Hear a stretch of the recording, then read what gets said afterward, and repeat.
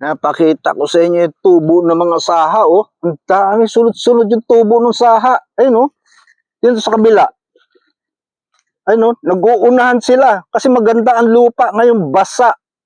Oh, kaya masipag ang tubo. Tapos ang bunga, ang dami. Ayun, oh. Tignan niyo yun. Ayun, oh. Nasira nga yung plastic kasi mahangin sa lugar na to, eh. Ayun, oh. Yung kulay blue, yan ang mga balot ng saging. Kailang balutan niyang protection para yung saging hindi madumi. Makinis yung saging.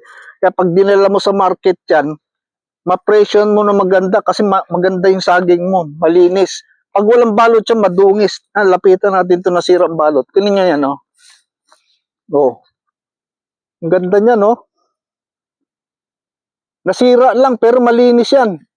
Pag nakita ng mga tao ni Pastor yan, balutan uli ng bago yan. Ayun pa, oh. Ito na naman to si Kul. Ayun, dami pa doon, oh. May mga balot. Ang daming saging dito. Grabe.